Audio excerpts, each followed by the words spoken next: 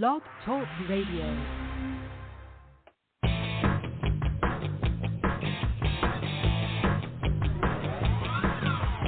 Hey there! Welcome to Big Blend Radio with your hosts, Lisa and Nancy, editors of BigBlendMagazine.com.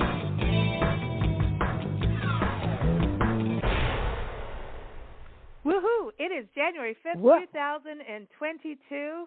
We're all getting younger. That's all I have to say. It is happy hour, and welcome to Big Blend Radio here with Nancy and Lisa. You know, we're the crazy mother-daughter travel team running around across the country, documenting parks and public lands.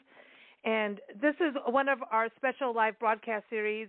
We are celebrating 25 years of Big Blend magazines in this country, 15 years of Big Blend Radio right here on Blog Talk Radio, and 10 years of our Big Blend Love Your Parks, where we document parks and public lands. So you can keep up with all of it at BigBlendMagazines.com or BigBlendRadio.com or BlendRadioandTV.com or NationalParkTraveling.com. Who's going to write all that stuff down? It's all there.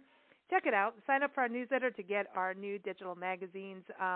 But we're super happy. We are having a party all year long. January is pretty packed with parties because if you're going to start a new year, you might as well party. And that's right. We're going to be trying to do live shows as we can throughout the year. And today we have some awesome guests joining us. We're very excited. Nancy, are you ready to start the bus? Because I think Priscilla really didn't do it. And by the way, everyone, Priscilla's our pink sock monkey. She's our travel mascot. But she didn't do a good job of starting the bus. You want me to drive? No, I just want you to start it. And then it's a self-driving bus. Okay, I'm going to take the 5 ounces that Priscilla didn't have and put it in the bus, and it'll start, right. I guarantee Okay, you start it, and then we can get going because we have guests to pick up across the country, and Priscilla is back in the kitchen. She's swinging around in the bus, getting ready to serve drinks and food.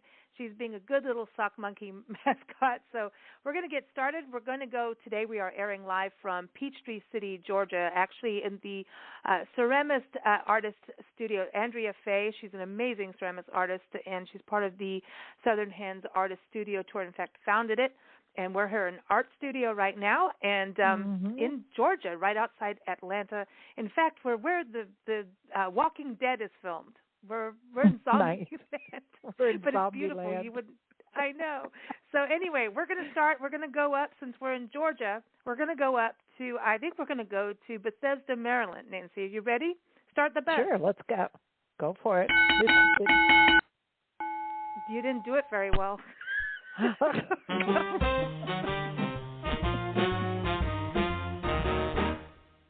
All right, so I think we just arrived in Bethesda, Maryland, and that means Adam Roberts is our first guest. Adam is awesome. He has been on our shows, I think, from the entire 15 years. Seriously. I think so, too. Yeah. Yep. We knew him from back in his wildlife conservation days, and, he's done so much. And, in fact, we've had him on a show on a January 5th before because it's International Bird Day, everyone. So, and I know that he was part of that too, and we've done bird shows, we've done so much, but now he is the executive director of Bethesda Green in Maryland, where they're really working to keep the community sustainable and green and also business, and it's a very exciting. I've been following him on social media. He's been on the show with it. But it's really exciting just seeing how much is going on over there. They're picking up trash in parks. They're doing composting. All kinds of stuff's going on. So welcome back, Adam. How are you? I'm good. Thank you so much. And thank you for making me feel old thinking about doing the show with you for so many years. My gosh. You've done shows from CITES. You've called us from all over the world. Yeah. Well, I was just about to say that it's interesting over all those years. I think about you guys traveling the country and seeing amazing national parks and places and doing shows. And I've had the privilege of calling in from all over the world, from Ethiopia to Kuwait. That's right. Yeah. So it's been a great journey we've had together, and it's nice to reconnect for your special episode. So thank you for including me. Oh, if we have to. Are you kidding? We have to. Yeah. Dude. So Dude. are you in Bethesda today, or are you in the snow zone of Virginia, like where we got lost? We got lost in your area. I'm just saying. Yeah, you did. You know, it's amazing what happened in the D.C. area this week with that snowstorm and the crippling traffic on I-95. But as you may recall, I'm blessed to have this vacation place outside of Washington D.C. in Berkeley Springs, West Virginia, where I've got 9 acres of woods to watch my families of deer and birds and everything. And since the pandemic hit, our office in Bethesda has been closed, and we've all moved our operation virtual, which gives me the latitude to be in nature and work from West Virginia more. So I was in Bethesda earlier today, picking up some mail and doing some banking, and now I'm back in the woods with my critters and my trees, happily soldiering on. Yeah, that's it's awesome. pretty, huh? Your area is beautiful. We were in West Virginia. The year before, the last 2 years, I swear, we've done majority of America except for Alaska and Hawaii and North Dakota and those really top states. The northern. But states. We went to Harper's Ferry, West Virginia. We were just in West Virginia about a month ago, coming back from Pennsylvania, and it went down to 19 degrees. It started snowing, and we said, "That's it. We're going south. We're going to Florida." And I'm like, "Nancy, get in the car now." And it started snowing, raining, winding, that's my new word. And we got, all of a sudden, and we just finished recording an interview on Manassas National Battlefield. And next thing you know, we are lost in Manassas at night and going around D.C. Everything that I wasn't supposed to do happened. But we made it to, as soon as we got, to sunshine, and all of a sudden we could actually take a jacket off. We were like, thank you. Thank you. It was so awesome. But listen, we got to keep this party bus going, and Priscilla's doing a good job. She's ready to serve you. What would you like? Well, I will tell you, I'm doing my dry January with my wife and starting the new year on a healthy move. But I want to say I've been addicted to this beverage called Living Maca, Maka. And it's one of the Bethesda Green accelerator companies from last year that was in our program where we have sustainability driven entrepreneurs. And so Living Maca is this amazing combination of wheatgrass and herbal tea and fruit juices.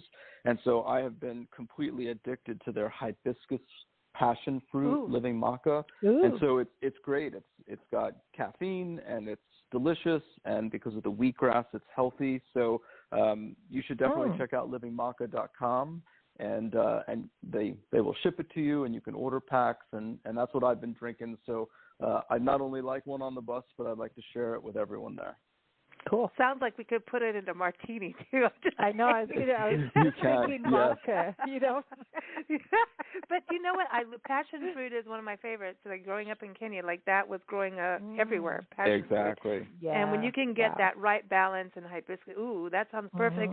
So, what would you like to eat? Priscilla's already got it. I mean, you know how deliveries are these days. They just, land.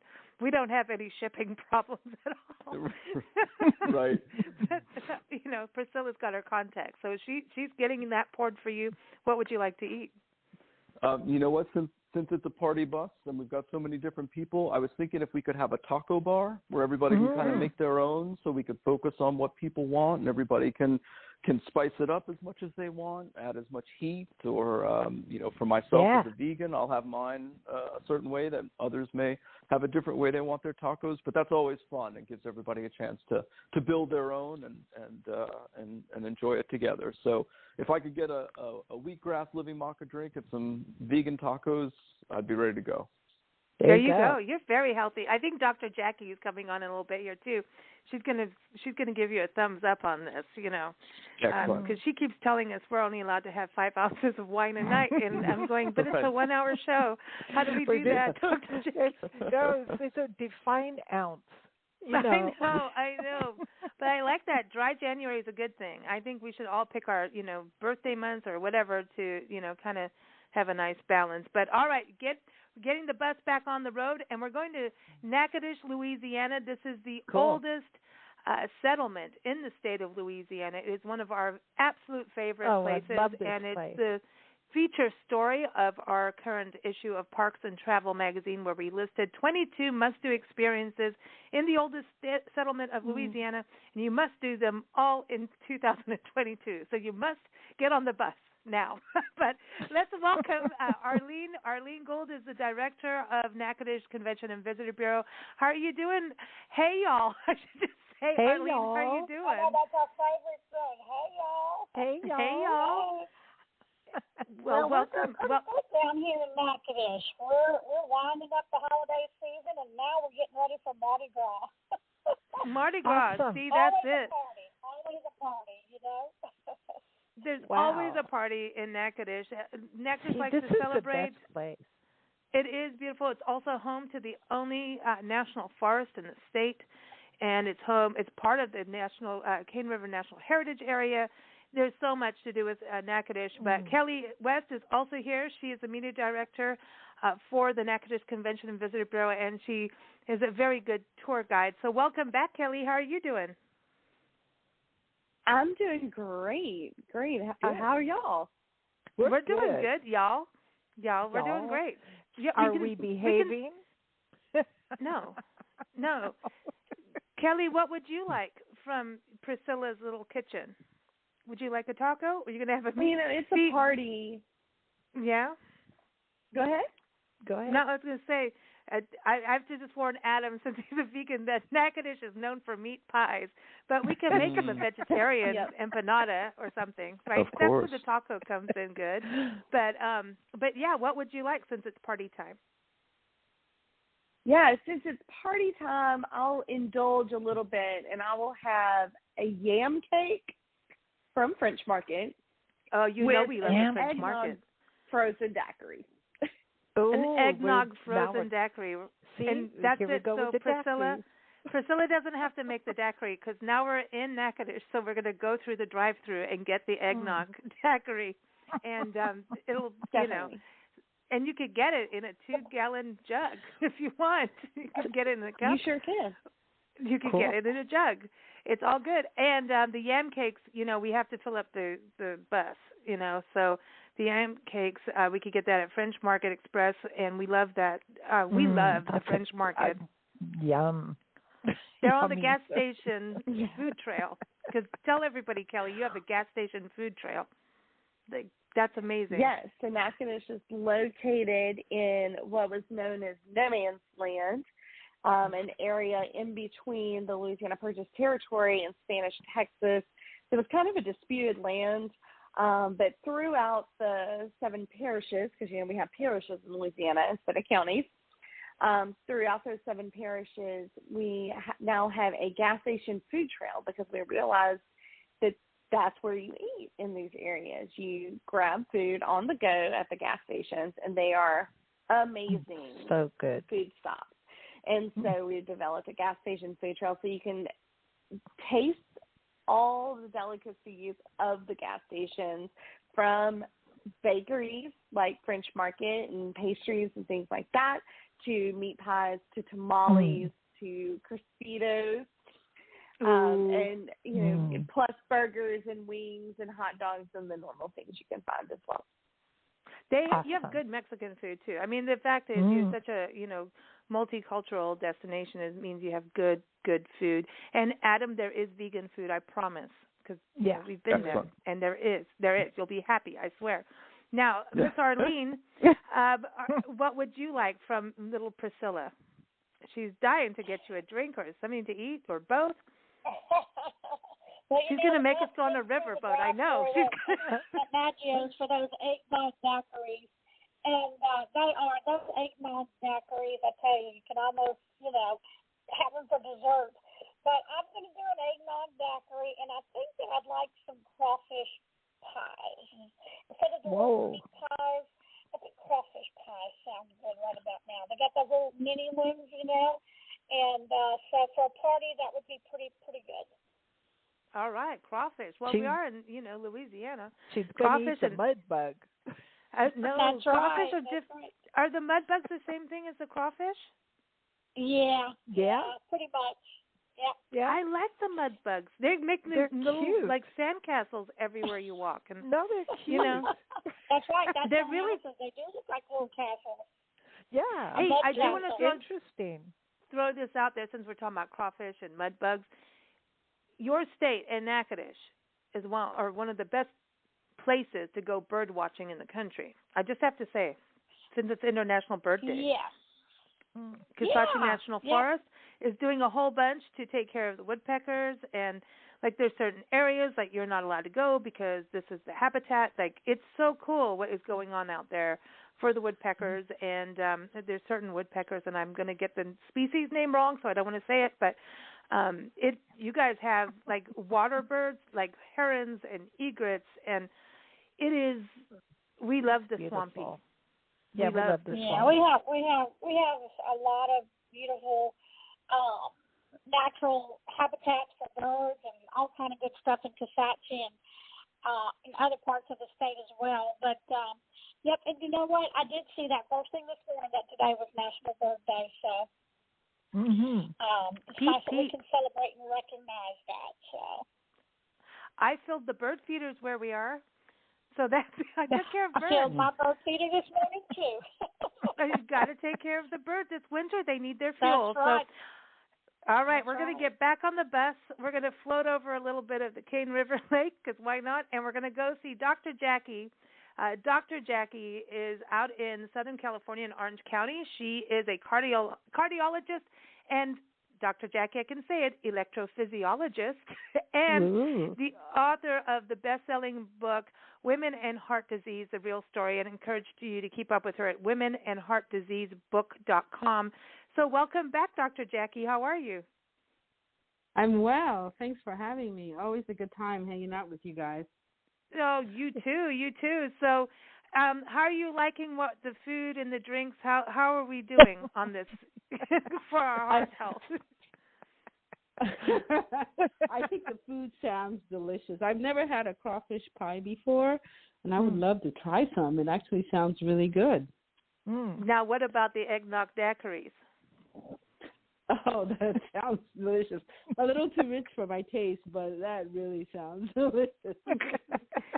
Okay, so now we've got to go over to Adam, who's behaving himself this month. Is that a good thing to do for our heart, is behave for a month? Absolutely. I think that's a great idea to have a dry month.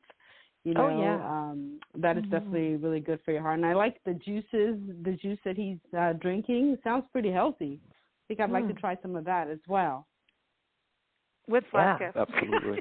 I know. The vodka, the big V keeps moving on in. I know. So what can Miss Priscilla serve you today, Dr. Jackie? Well, since it is the holidays and we are celebrating, I will take a glass of champagne. Ooh, good. Ooh. We just happen to have some. Yes, somehow we just happen to have that. We just happen to have a whole bunch of it. So sounds I'm good. Sure to you she do. could. Now, what would you like to eat? Well, the tacos sound good. I'd like to nibble up on some of the tacos, and of course, try the crawfish meat pie. That also sounds delicious. And I will top that off with maybe a side of Caesar salad. I need to be healthy somehow, so you got to add the salad to it. See, she's into salads. She's got another book coming out, so she's going to be talking about, healthy diets Salads and are all good. that. Salads are part That's of that, correct. huh? Yes. That's correct. Yes. The Mediterranean diet is a heart-healthy diet that's good for everybody. Cool. Well, I just made Nancy and I a big pot of vegetable stew. How about that, everybody? You wouldn't believe it. I actually cooked. And it's Adam, it's vegetarian. It's got potatoes. Yep. It's got cabbage. It's got, now Nancy, close your ears. It's got leeks. It's got tomatoes. It's got mushrooms. It's got squash. See, it's really good. It's got turmeric for you. Very good for you. Now we're talking about food, though. Our next guest is also an incredible guitarist, and he is a composer, but he's also an incredible chef. And his name is John Durant, and today he is up in Portland, Oregon, sometimes he's in Boston, but he's shipping himself off to Boston. But welcome back, John Durant. How are you? I'm very well, thank you. How are you guys doing? We're good. Doing very good. Welcome back to the show, and congratulations. Mutual Isolation album out through Burnt Belief, you and Colin Edwin. It's an incredible album. We'll be playing music from it. Awesome. I love it. I've been listening to it all day long. Thank you. It's really good. I'm really happy with it. It's one of those, when we first started talking, I realized was the last time we did a Burnt Belief album. And that was, 5 years ago now? Yeah. So much has happened since. And the fact that the album happened almost accidentally. Colin and I just were working on something else, and kind of the light bulb switched on, and we said, "Are we doing a new Burnt Belief?" I think we are. Let's do it. And cool. I couldn't be happier with it. It's an exciting record. Well, awesome. I think we should celebrate. Priscilla is ready. Did we bring Priscilla out of the car when we finally got to meet John? No, I didn't. I didn't meet her. I felt like we're terrible parents. That's because I think she was hiding. We quarantined her. Yeah, we quarantined her during COVID, except for when she's in Louisiana, because she's like, "I'm going on the riverboat, girls, move over." Yeah, and but we that's did that. quarantine her because everybody and she was wanted to go to the her, candy shop, and we got worried. About her. But yeah, what would you like to eat and drink? I mean, this is going to be hard because you cook and she's it's all good because I feel like we're on a bus. And the bus has come up to Portland, and it's raining and cold, and one of those Portland nights. And so we're all coming in your house now. That's it. We're all coming in, and you're cooking now. I think you're cooking now. So this is going to depend on. All right. So let's start with the cocktail. I'm going to have a Nocino Manhattan. Okay. And I don't know what that is. So Nocino is an Italian green walnut liqueur. Wow. And as it happens, there's a wonderful Italian restaurant just up the street from me right now that makes it every year. And because I was east for a while, I missed opening night when they release it on Black Friday. So I need to go and get this year's model, so to speak, and get a bottle of that. And so that with some good bourbon, preferably Four Roses single barrel. And and my son, have I told you about this? My son has started making bitters. Wow. My older son is he's doing a PhD in molecular biology, and he was he's a molecular man. Yeah, he's into this science thing, which is brilliant. Awesome. But he also loves these tinkering and food and drink. Both my kids are into that, and he started making bitters, and he made one with star anise and some other flavors that is just perfect to go in with the Nocino Manhattan. Wow. That's a talent. That's a talent. Because it really is, like, bitters can be overpowering if you don't do it right. And also you have to do it right. And Yep. That's cool. So yeah. Wow. You've got the cocktail. What are you doing on food? You're cocktailing it up. I mean, you're a happy boy. Just saying. So I guess we have to decide: am I cooking, or are we gonna stop the bus and pick something up?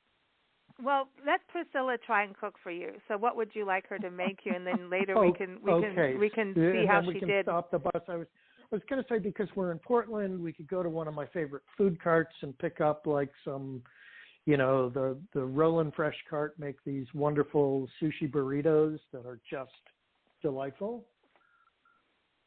Oh, there we go. So we have crawfish pie and then sushi burrito. I've never even thought of a sushi burrito. So instead of I would be totally down for some sushi burritos. Yeah, you wrap it with nori instead of a traditional burrito wrap. It's great. Fantastic stuff. There we go. Hey, and can we go to Voodoo Donuts while we're there? we can go to Voodoo Donuts if you really want to. Yeah. I've never been there, but the donuts look good. And Dr. Jackie, you won't look, will you? You know what? Actually, this would be perfect because we can bring some of the Louisiana thing because their Voodoo Donut is it's like a voodoo doll, right? So it's a donut shaped like a voodoo doll, and they have a little pretzel stick that they use to stick into it. Oh, that's weird. That's cool, though. Listen, weird. one of the best meals I ever had in my life was in Portland. They stick the pretzel in the doll. What? No, that's exactly what Nancy will want to do. That's the first thing she's going to want to do is stab things. No, I know you, Nancy. Don't think about doing that to Priscilla. Be nice. But listen, the best meal, seriously, one of the best meals of my life was in Portland in a Peruvian restaurant, and we had a martini that was made with, here we go, passion fruit juice, habanero peppers, and it just had this balance from the spice and the sweet. And it was called the Sexy Woman. And was it? I don't know. Am I correct on that? I don't know, but it was this Peruvian restaurant that we were at a flower expo, a plant expo, doing a radio show, and then they were like, we all went out to dinner, and they had live music playing, and I ordered this meal that had avocado, and I think it was a couscous or it was a grain, and I do believe it was all vegetarian, Adam. Just giving Adam props here, and it was really one of the best meals because it was so subtle and yet. The flavor, it was amazing. But there was, I think it was couscous or, no, quinoa. It was quinoa. Quinoa. Yeah. And, oh my gosh. And what they did with avocado and the quinoa, I didn't even think that would happen, but it was good. So, all right, we're on the bus. I know we've got our ladies from Louisiana have to bail in a second. So it's important that we all have a happy hour toast. So let's start with you, John. What are you toasting to? We'll play music as we, go back to Louisiana because we're going to turn the bus on and then we'll go back up. So what are you toasting to? I am toasting to hopefully one day we will see the end of this pandemic and get back to something that resembles normal life again. Yeah, so, I hope so. Toasting towards optimism. How's that?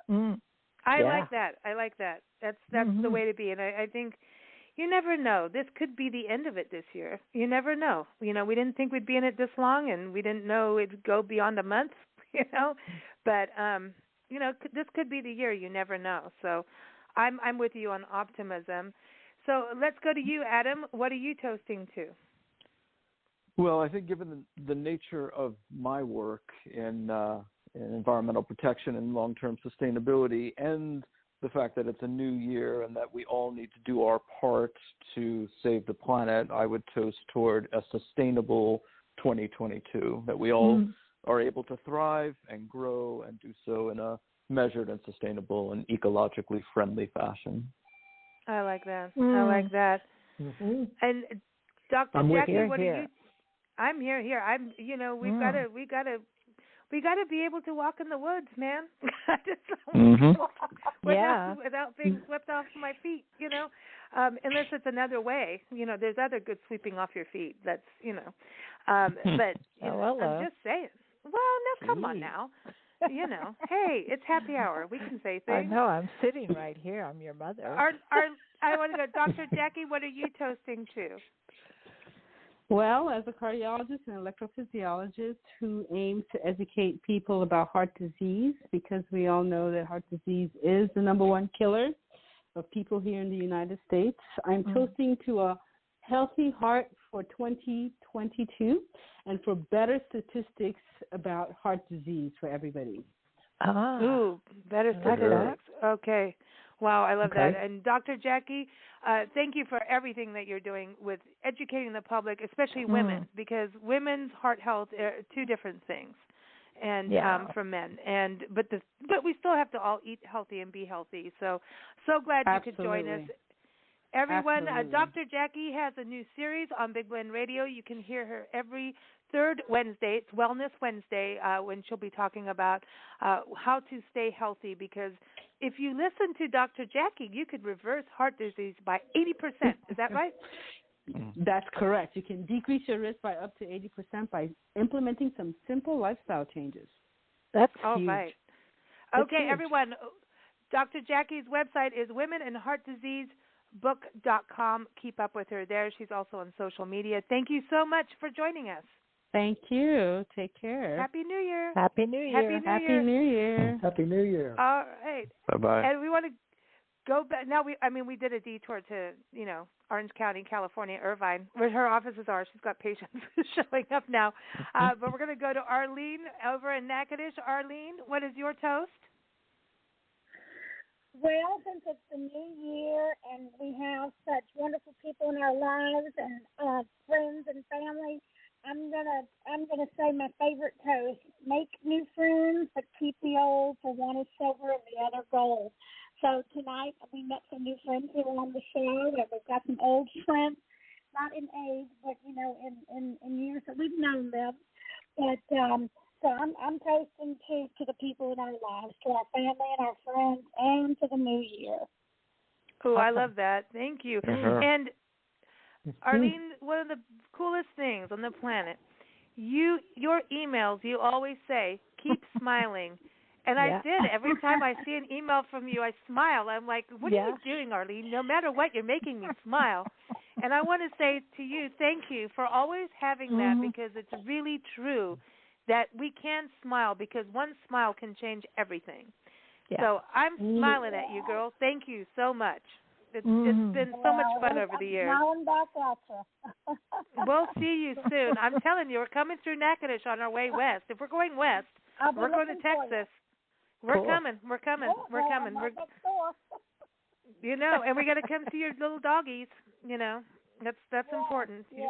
Go see the babies.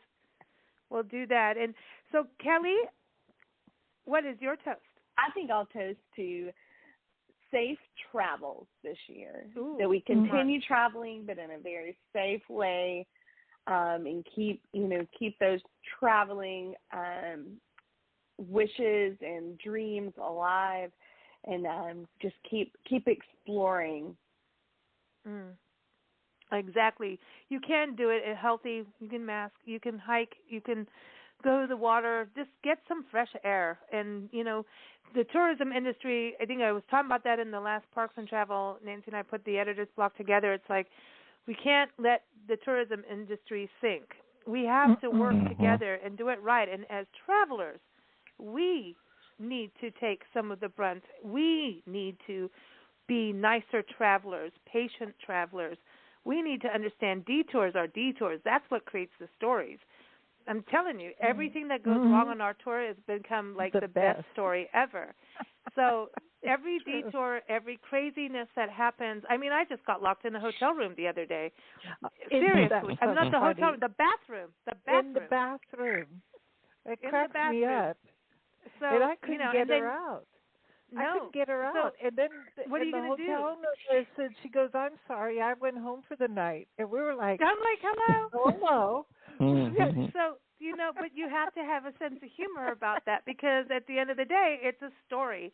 So I think in this whole crazy world of what's happened to the tourism world, we all have to work together, and maybe we'll have more adventurous trips and start to connect other than being the customer who says everything is about me.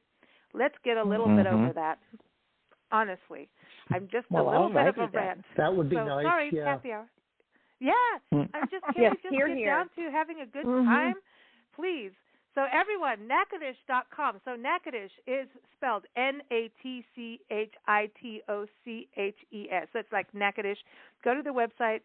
Go on Parks and Travel magazine. If you go to nationalparktraveling.com, it's right there on the front cover. You'll see how to find it. Natchitoches is an amazing place. Go see it. And every third Tuesday we have our Natchitoches travel show, so tune in for that. So thank you, ladies, and Happy New Year to you, and thanks for joining us. Yeah. Thank you. Thank you. Happy New Year to you, too. Thank and you. let's have daiquiris next time we see you. Yes. Absolutely. All right, we'll see you soon. Now, John, before we get to our next segment, are you ready? We're going to play The Month of Moonlight from your new album. Okay. Mutual, though, as I was, I have other favorites. Divine Rascal. Are you serious? Like, that's one of the coolest songs. Yeah. Perilous Terrain. Yep. There's Yeah. a lot on there. It's because there's tribal stuff in here. It's tribal. Well, exactly, and I know it's funny. I almost suggested Divine Rascal just for that reason for you, because I know that's your vibe. He's calling us tribal. Well, no, because I love this How many album times because have we discussed this? Come on. But I know, what I love about it is that you have no specific genre. There's definitely jazz roots in this, right? And it's instrumental. Yes, totally. But I think we need this. But it feels like this build up throughout the entire album. You feel the build up and then the release and the build up and release. It's very much, like what we all went through and still going through. So the whole secret of the title, Mutual Isolation. Obviously, we're playing on what happened, right? The original plan for this album was that Colin and I wrote it, and we had said, okay, so what we want to do is we'll do preliminary guide part, and then we're all going to get together in a studio in London and record it together live. And obviously that just still can't happen. Right? Yeah. So as a result, we ended up doing the whole thing remotely. We're all mutually isolated. And yet somehow we managed to make it feel like we're all playing together. There's so much great interaction between the Colin and myself, and then the other players, Vinny Sabatino on drums, Andy Pupato on percussion, and Alexei Sax on trumpet, who just blew my mind on this album. Absolutely killing. It's awesome. So let's take a listen, and it's instrumental. It keeps you on your toes too. That's what's so interesting. How your mind just is like woo. Because normally you think instrumental, like okay, I'm going to be meditated and maybe use it to go to sleep. This is not like that. And Adam, I'm going to be interested in hearing your thoughts on this too, because as I remember, you like heavy metal, right? Am I right about that? Yeah. Among other things, but yes, indeed. Okay, so here it is. So Adam, it might be worth mentioning the bass player Colin Edwin was in a band most known for progressive rock, but bringing metal elements into it. They were called Porcupine Tree. I don't know if that means anything to you. Yes, absolutely. So bass player from them. Okay, there you go. All right, so here it is. Let's play Month of Moonlight. Take a listen. And everyone, again, you can go to johndurant.rocks, right? That's the website, and go on Bandcamp. That's correct, yeah. You're going to buy music online, Bandcamp. Go to Bandcamp, especially on Fridays. Go to Bandcamp, please, yes. Please, that's where musicians make money. I actually streamed the album on Spotify today. I'm going, please, give John a penny of a penny. Seriously. An 18th of a penny. But I have to tell you, Nancy and I just did an interview about Memphis music in Memphis, and I'm excited. There's a hotel that has a listening room. The DJ is all vinyl. There's a listening room where you go into this hotel. There's a lobby that has listening rooms of music all done by vinyl. And you sit in there and you play, and they bring you cocktails, and you sit in your own living room listening to vinyl. Are you freaking kidding me? Like, that just leave so me cool. there for a week. Like, I mean, I really just, I think we're going back. I do believe we will get vinyl back on where it is. I think it's moving forward. And the more as we travel and pet sit, as you know, we pet sit as we travel now, Adam, I don't know if you know that. That's what happened during COVID. No. You know, tourism changed, and we had a lady on the show from Trusted House Sitters, and she was on for summer travel, and we're like, oh, people, you know, they have people come and house sit, and then they get to experience their area, and the other people get to go off and travel. And she's like, well, you should do it because we're animal people, you know, pets. We miss having animals. We house sit for our friends. And now we pet sit. That's how we've been traveling the last year and a half, 2 years. And awesome. Let me tell you, I want to say was we traveled, John, more people are having actual record players in their house and old school record collections. And I think maybe they're travelers, maybe animal people or music people. It's cool. It's all related. So it's all related. It's gonna come back, right? I mean, do you think? We hope. I mean, vinyl is already back. CDs are gone, but it's the notion of music as something you actually want to own an album. Gosh, I hope it comes back, but I'm worried. Yeah, it's beyond the single thing. Like, here's your single. Yeah. Oh, man, it's weird. All right, here it is, Month of Moonlight. Again, Mutual Isolation by Burnt Belief. Take a listen.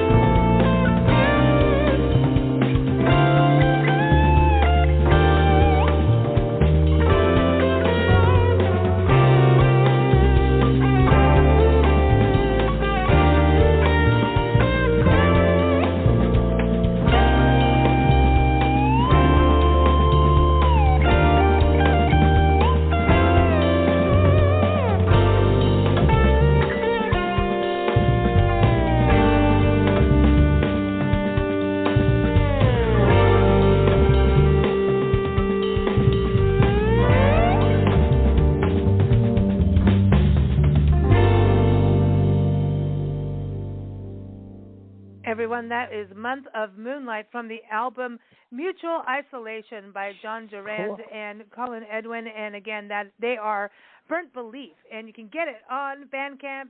You can listen on Spotify if you have to, but you can get it on Bandcamp or go to John Durant Rocks.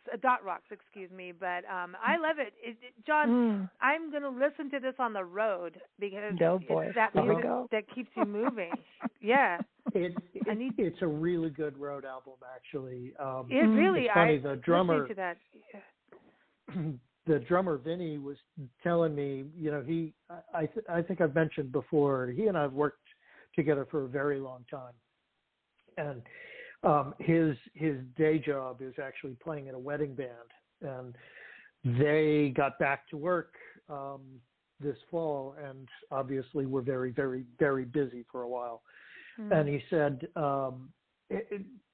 he couldn't stop. It was like this was his music for driving to his gigs every night. It was it just gave him the total,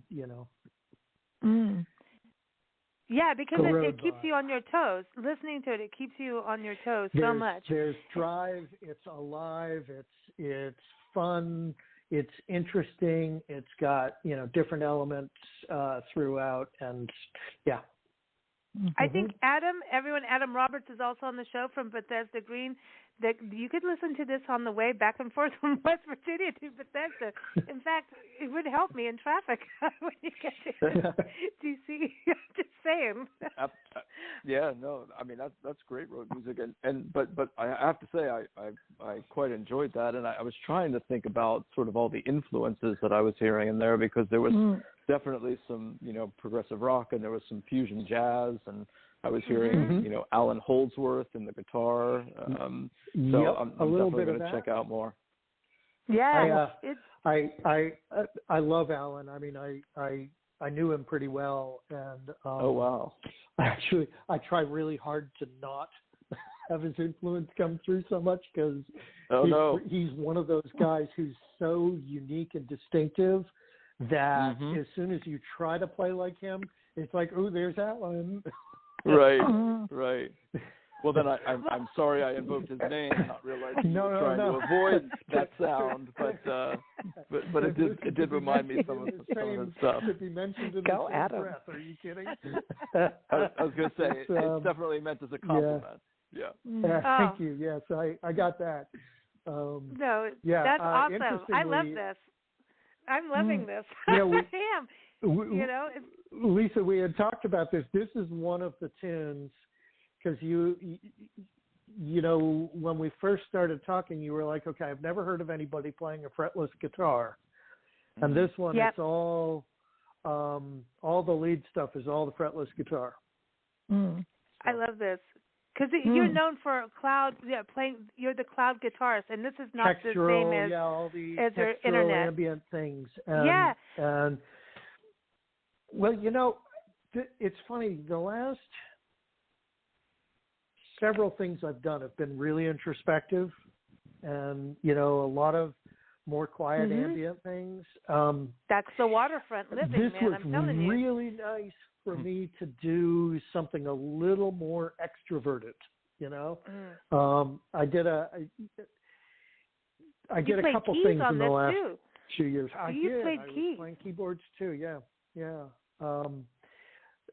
But this was really nice to kind of rock out a little bit. Yeah. Well, yeah, you can't be quiet all the time. That doesn't work. That's not balanced.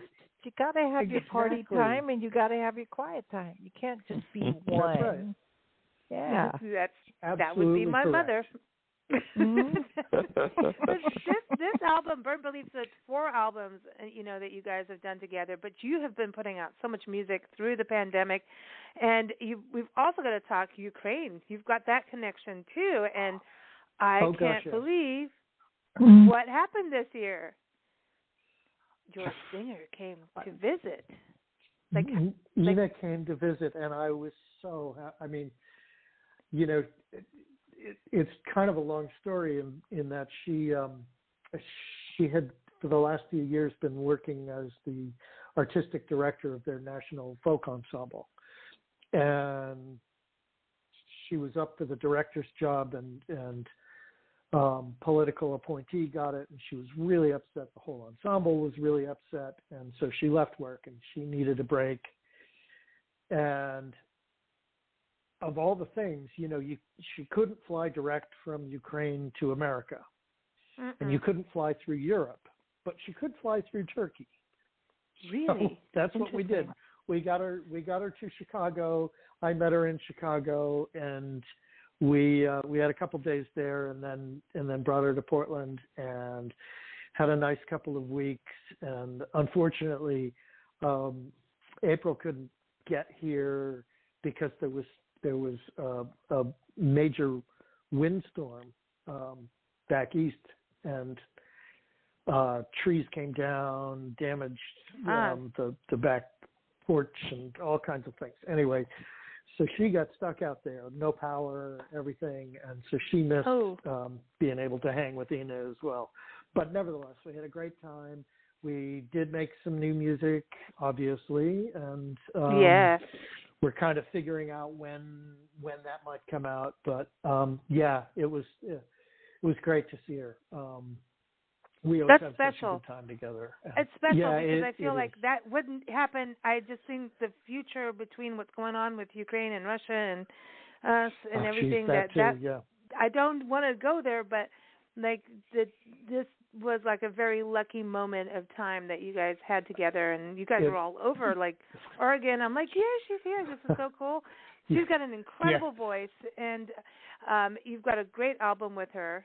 Tell everyone on that real quick, and then I want to talk to Adam about this weather thing. I got to talk sustainability. I know Nancy wants to too. There's one or two things to discuss about the weather, aren't there? Yeah.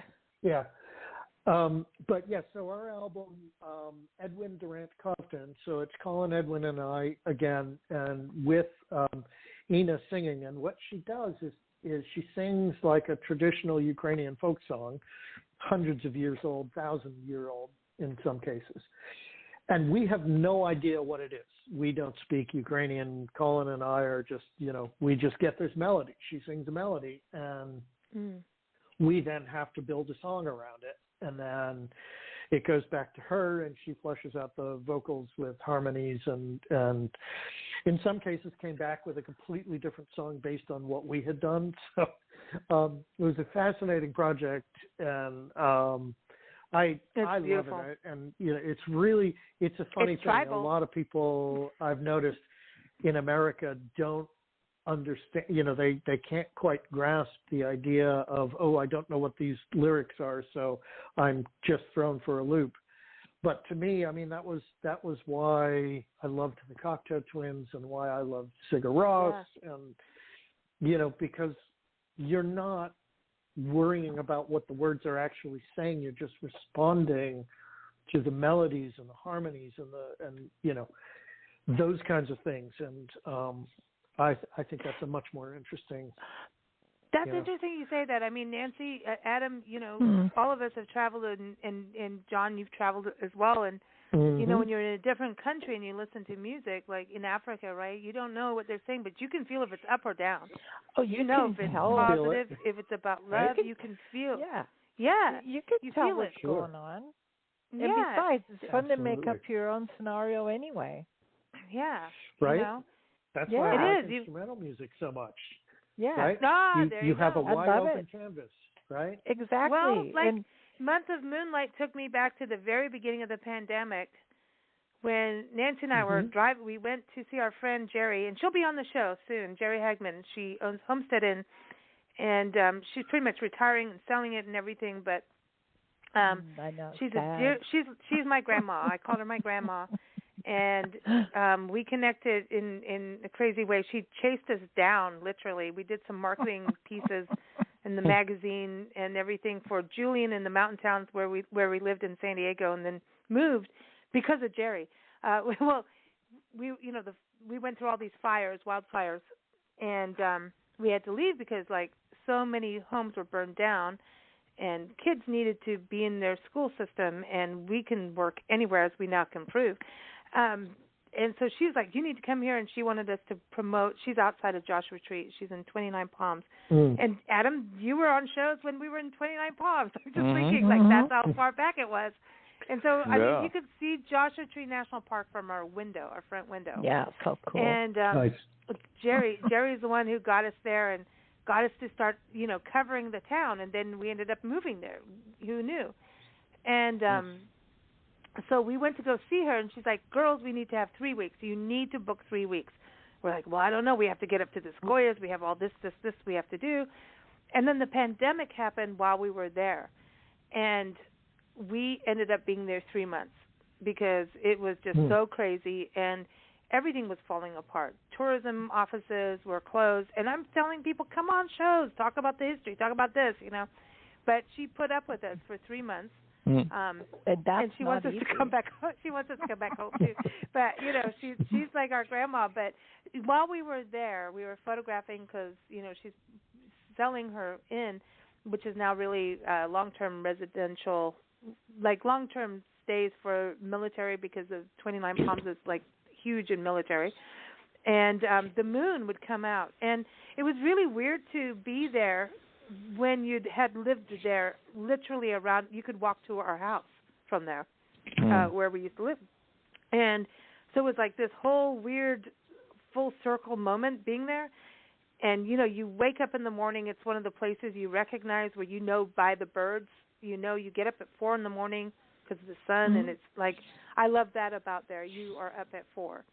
And you just, there's nothing like it. And while we were there, the moon we had these intense moons coming through, and I photographed and was photographing over the palm tree and the fountain and doing all this crazy, weird experimental stuff. And so listening to that kind of felt like, not like, oh, we're chilling out in the moonlight. It was this, run, get it over here before it moves. Right?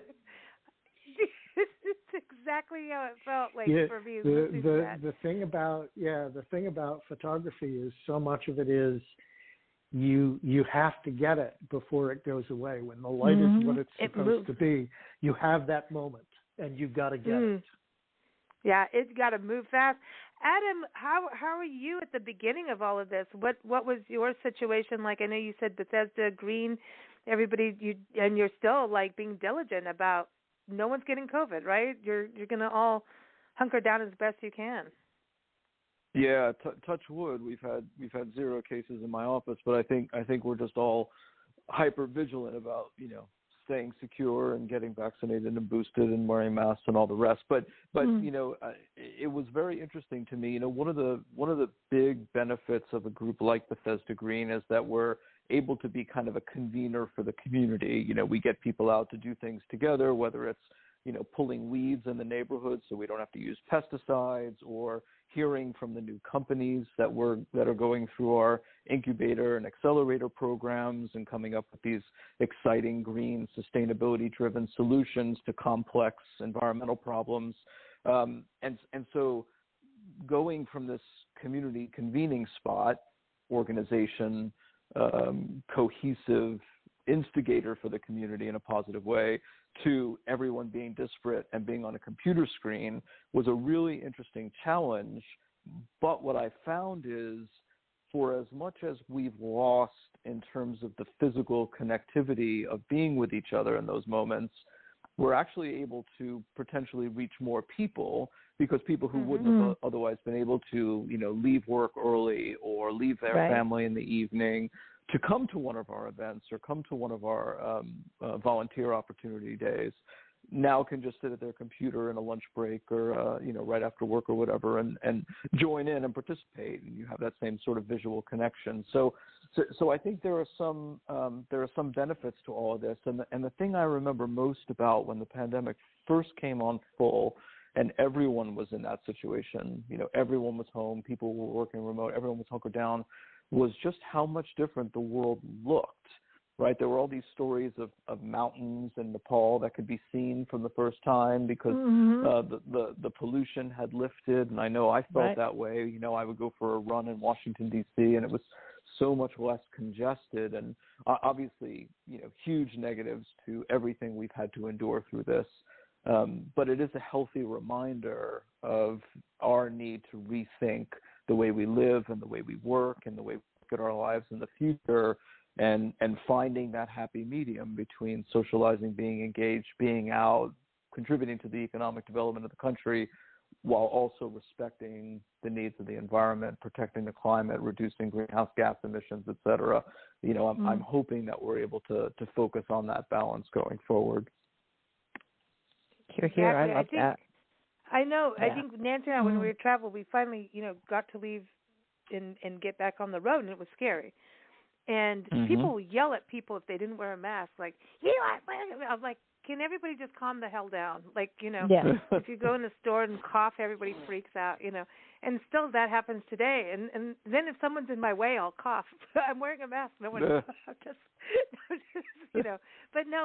But there's it was really interesting traveling. Nancy and I were very, very lucky to continue our travel, and we did change. We started pet sitting because that was our way of quarantining, and also letting people still travel, and we were with animals. Are you kidding me?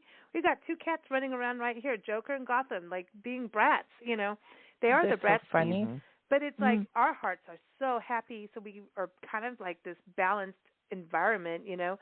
And people are traveling, and you have this immersive experience, and you're seeing how we're seeing how communities are handling things. And we're traveling on roads that are not full. And John, I think you probably experienced that too, where it's like when you're going, you got stuck though, like for a while. You just stayed in Portland, right? Isn't that kind of what happened to you? Because everything was so quiet, and roads, like went to parks when no one was there, and just had these, like they're like, oh, it's closed, but there's no facility, like it's open, but there's no facilities. So. We've learned how to pee when to pee on the road. Let me just put it that way. Because when you go to parks, they're closed. You know what I mean? So you don't want to do anything in there. But, I mean, we saw things, the roads, like pull onto, were covered with grass, where normally it's asphalt or tarmac, as I call it. And so we saw all these things and more wildlife and flowers. And it was like it really happened, and we were out there doing it. And traveling, we did a lot of car camping because it was like you don't want to go in a hotel at this point. And it was car camping, pet sitting, and bed and breakfast because they were very diligent, and also want to support bed and breakfast because this is a mom and pop business, and they were very diligent. And we stayed, Adam, you would love this, Tiffany's Bed and Breakfast in Arkansas. We've been communicating for months, and they're like, we're not allowed in, no one's allowed in Arkansas yet. Finally they were, and we got to Tiffany's Bed and Breakfast on 60 acres of reclaimed forest that once was this historic mining place, right? They are in Bismarck. It's outside of Hot Springs, called Bismarck. Well, the town is part of their property, and there is no Bismarck other than them and a gas station and a food thingy in there, just like we're talking about Louisiana, which happens to make really good pizza. And then you have Lake de Grey, and they had bald eagles. Remember that, Nancy? Our picnic with bald eagles? Yeah. Do you remember sitting on the front porch at Tiffany's Bed and Breakfast with the innkeepers? Bob and Tiffany were really cool. By the way, it has the same sense of music that both of you would love. And we watched barred owls teaching their young how to hunt. How to fly. Yeah, how to hunt and how to fly. And fireflies would come up. Every time the young owl would dip down, fireflies would jump up from the grass. Like, seriously. So there's these places. I mean, it was just really, everything changed. So I don't know. I'm looking at this as we travel. We're seeing how people are changing their lives, their personal lives, where they're not in the office as much. They're half and half. So, Adam, are you thinking that we may be getting to some kind of sustainable balance where we're seeing people grow gardens more than they did before? They're looking at, hey, I've bought in this house, I have this land, and I haven't really cared much about it until now, and now I'm doing veggie gardens and may start composting where before I didn't have time. Do you see, like, maybe as people change, I know people are starting businesses now instead of working for people, there's a shift. Are you seeing this as being, in a way, a good thing that COVID came out that kind of brought us to our senses? Yeah, a little bit. I mean, I think, as I said before, it's changing the way we look at our lives and therefore the world. And, you know, I keep using the word sustainability, which is obviously core to my own work and my own beliefs. But I think resiliency is the other word. You know, we need to focus on having a climate that is resilient and an environment that's resilient. And I think, you know, all of the things that you've been describing are centered around resiliency, how businesses can be more resilient, how people who are traveling can be resilient. You know, we have to sort of change the way we do these things that are important to us in order to be able to keep doing them. And you know, the thing you mentioned about people starting new businesses, you know, there's all this talk in economic circles and political circles about this great resignation, right? All of these people who are quitting their jobs. And oftentimes when people talk about that, they talk about it in terms of people see that there is, you know, more money in unemployment insurance, so they figure, why bother working? That's not really what it's about. It's about people reclaiming their lives and saying, I don't have to do this job that I was doing because I had no other options, because now I have options to start my own business. I have options to embolden my creativity, and that I think comes back to that concept of resiliency, that people are seeing that they can live more resilient and exciting lives, and so it's just forcing us to change the way we operate holistically, and I think that could be good long term. Obviously, time will tell, but I hope it is. I really do. I hope so. I think, you know, it's hard for the change to happen, but I also look at what's going on, like the climate change plans. I mean, at least we're back there, right? At least, God, we're at least back in the whole agreement in some way. I don't think the whole climate plan came out the way we all wanted it to. I think it was shortchanged a bit, but at least it's still there, right?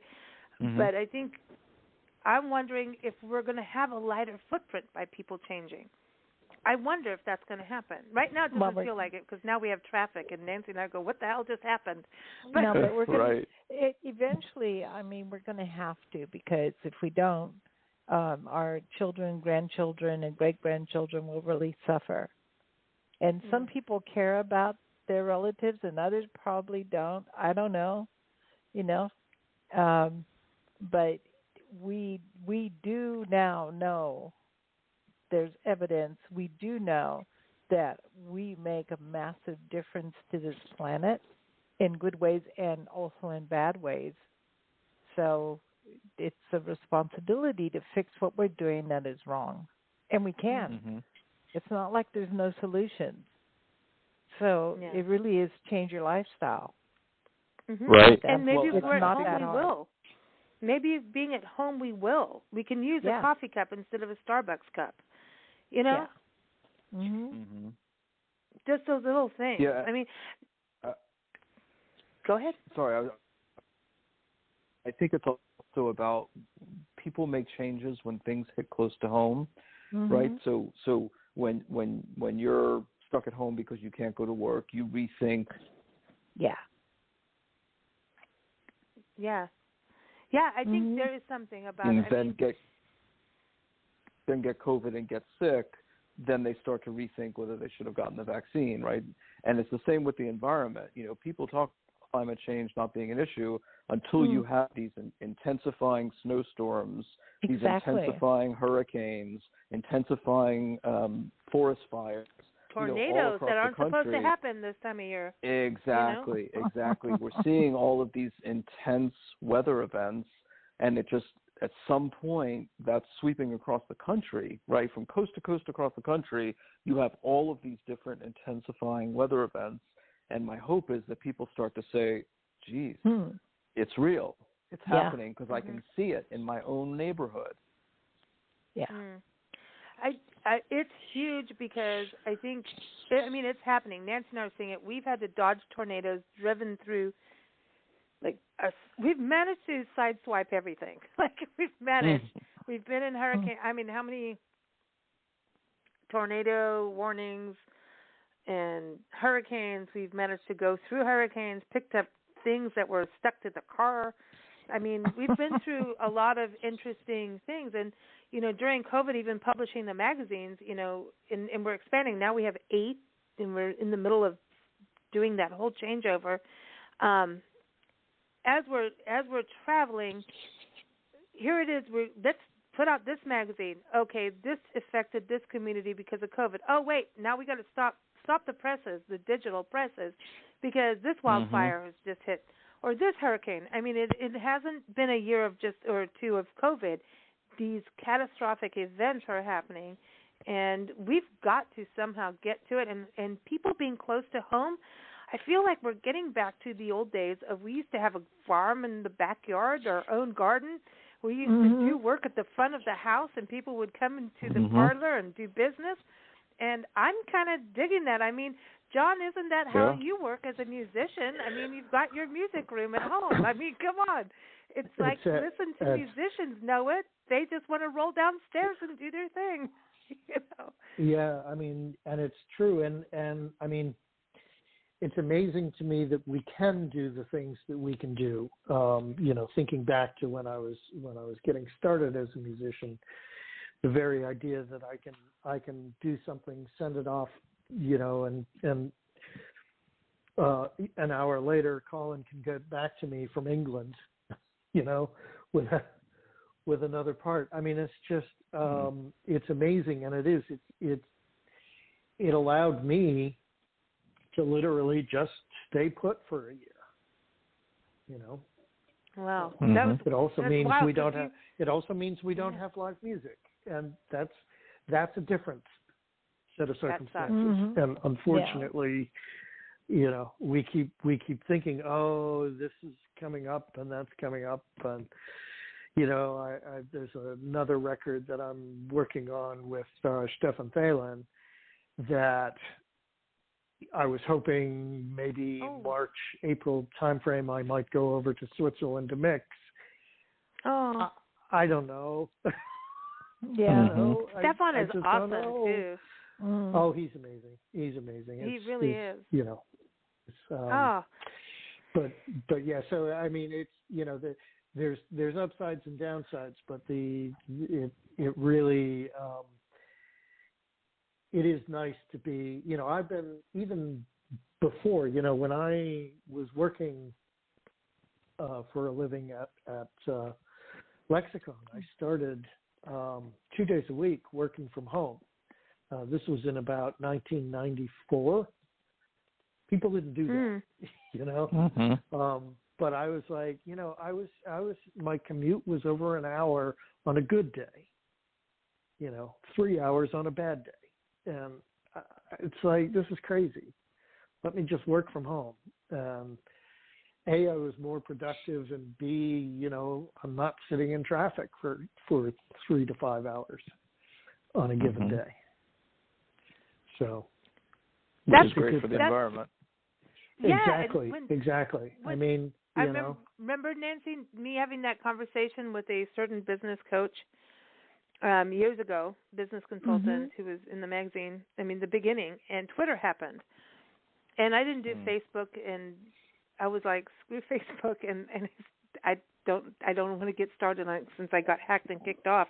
During a tornado, as we were driving through a tornado and into a hurricane, I got hacked and couldn't fix myself in a rest area. But there it is. So I had to start all over again. But Twitter happened, and I was connecting with people and doing things and realizing, and once we stopped printing the magazine, and Nancy said, pull the plug on the printing. And I think, Adam, we didn't know you during our printing days. I think it was just at that switch over that when we went into the radio, we were starting to interview people around the world. And we're like, why are we Southwest Blend? We went from, being San Diego to Southwest. We're like, screw it. Let's be everywhere because we can. And we did. And at that point, it changed my way of working because I traveled the Southwest, delivering magazines. We had them inserted in newspapers, like Beverly Hills, Vegas, Santa Monica, all those good places. And then Nancy was like, we have more people on our website than what we can print. And we were printing 170,000 copies of print every quarter. And they were being inserted into, newspapers and, shipped off to visitor bureaus. I mean, it was like a huge operation. And it's us doing really this. Expensive. The expense was huge. And we are always about helping the small business, helping the smaller communities have the sustainable tourism. Like it was like getting insane.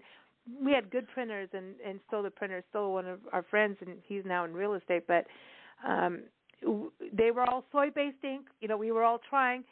And then Nancy just like, listen, we've got over 1 million people a month on our website. Get the hell over it. I'm like, but I want my own printing press. Get over it. We need to go this way. And we did.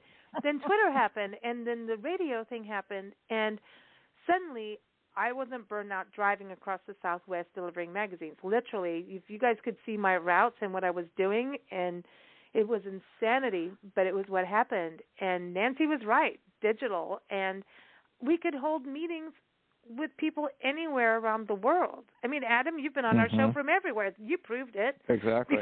That's right. That's right. So you can. We still want to meet in person. We still do. I think it's important. I think the things like Zoom, like we do our majority of our shows now, 99% now are pre-recorded, and we get to connect with people on Zoom so we can see each other, and our audience can see them if they want to, see us, whatever. But there was that personal component, and we saw that years ago, and people weren't ready for it, and we didn't want to train everybody on how to do Zoom, but everybody knows Zoom now because of the COVID thing. Yeah. But you have that, but it's still not replacing in person.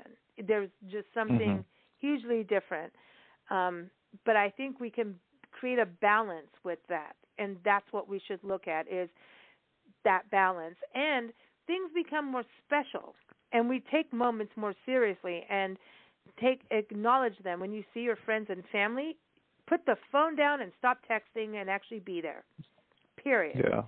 That kind of thing. And I think we've got, maybe this whole thing is a big shake-up and wake up, and well, it's maybe a reminder that we're mortal, I thought I was immortal. Oh, dude.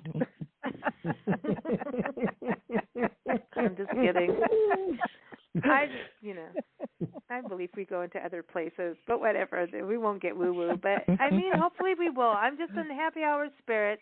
I think we're in a scary place, but we're also in a place where we can make absolute positive change. And maybe all of these changes and these settlings, where we've had reflective moments can make positive change. So that's all I have to say. I hope we do.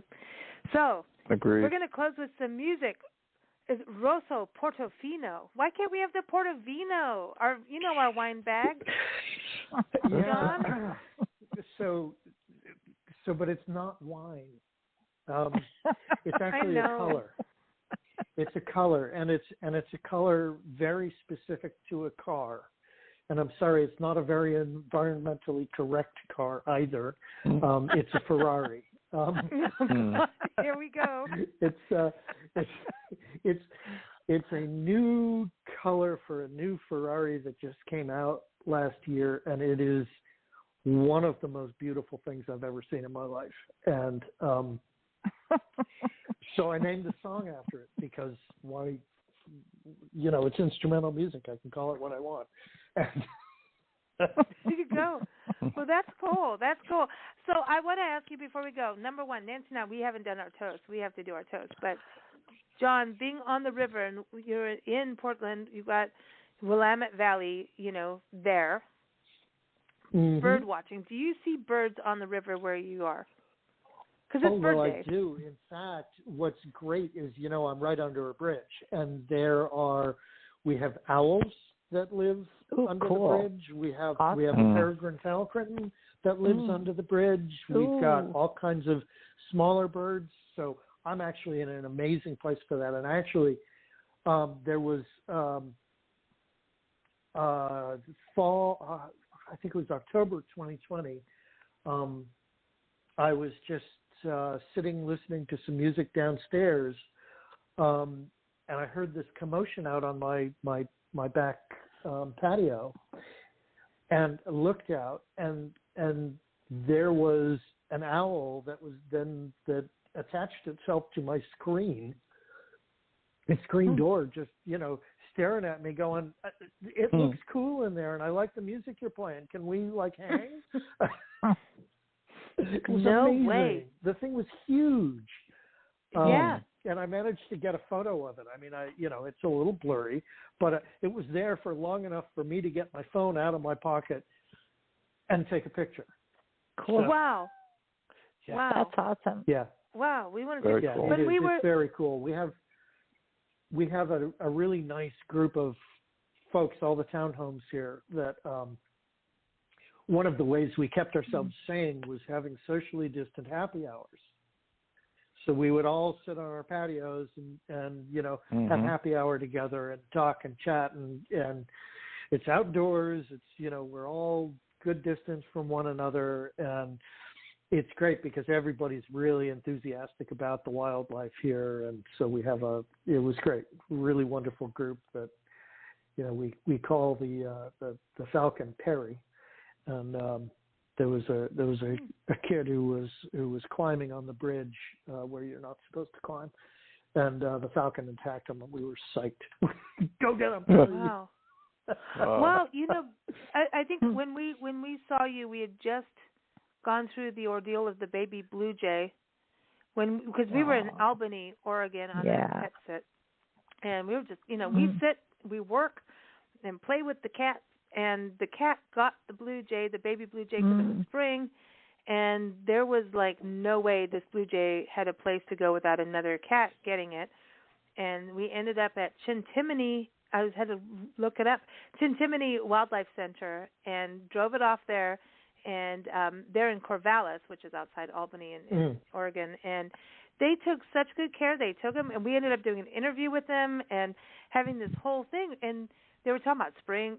I was like, "Well, do you have our little blue jay?" And she's like, "Honestly, your blue jay is in with 60 others. Yeah, we're not going to know them all. Sorry, but Right. They turned out to be this amazing organization, and that the wildlife in the Pacific Northwest is incredible. Yes. We can't wait. We're going to be back up there. We're on our way in February. We'll be up there in Anacortes, Washington, and we'll be all over. So, John, we'll have to have a beer with you. We'll see you soon. Probably we'll have if we to drive connect, through. for sure. We will. But the birding thing is amazing, and owls just kind of take we were just somewhere, Nancy, where we were hearing. Well, here there's an owl, right? There's an owl back here. Yes. Yeah, there's owls. Yeah. Do you, Adam, with you out there in the woods, you've got to have the woodpeckers and the owls and everything going on. It's Bird Day. We have to say something for the birds. Absolutely. Yeah, no, you're absolutely right. And you hit on two of my favorites. Every time it's nighttime and I see an owl come down from it's just experience, and then we have plenty of woodpeckers around the property here, and I could just sit and watch them and listen to them all day. It's really magical stuff, so I'm glad you highlighted that. Yeah, we saw that woodpecker, the really big, the pileated. Yeah, pileated. We saw those the other day, and we're like, whoa, they're big. Wow, look at that. Massive. They're amazing. We saw them in Gettysburg. We saw one in Gettysburg. We went to Gettysburg last year, and it was like a zoo. And here we are in the middle of COVID, and it was a zoo. Literally so many people there doing family history, too. But there was just so many people, and some of them were just kind of stepping on. I'm like, no. I'm not going to say anything. I know. And Nancy and I just got overwhelmed because it was also very overwhelming to be there.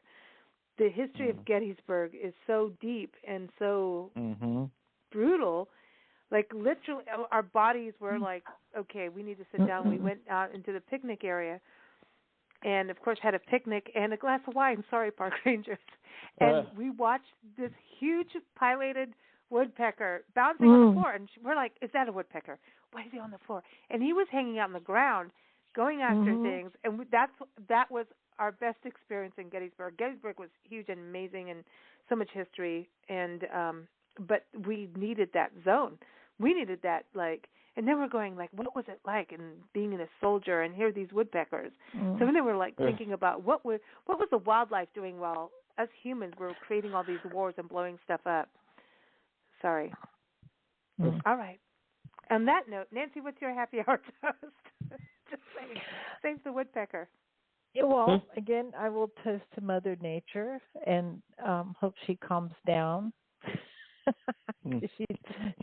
I think she's a little irate, and I think we play a big part in that. So I toast to anybody who helps Mommy Nature calm down, so that we stop polluting and doing all the things that we're doing that are really making her angry. And maybe we won't have tornadoes in the wrong places at the wrong times. You know what I mean? I give kudos, just to what Adam's doing with Bethesda Green, because you're hitting the business and the local community, and I think you don't have a thriving community without those two being together. And it is going to be a local level to make things change. So I'm going to toast to local community spirit of the business and the people working together to make things right. Because if people are not happy in your community, your business will not thrive. And if your business is not going to thrive, well, the people aren't going to be happy. So you got to work together. So I toast to that connection. And I toast to new music. And so we're going to close off with Rosso Portovino and the beautiful color of a Ferrari. So here it is. Thank you both for joining us. Everyone, again, BethesdaGreen.org is the website to go for what Adam is doing over in Bethesda, Maryland. And also keep up with John Durant. Go to Bandcamp. John Durant. It's John without an H, because most Johns we know want to kick out their H's. Something is, what is that? But that's what it is. But go to Bandcamp, and also johndurant.rocks as well. Thank you so much for joining us. It's been a pleasure. Thank you, guys. Good to talk to you again. Always. Thank you. Thanks, John. And Happy New Year. Yes. Happy New Year to everybody. Here it is, Rosso Portovino. Keep up with us at BigBlendRadio.com. Thank you, listeners. Thank you, everyone. Take care.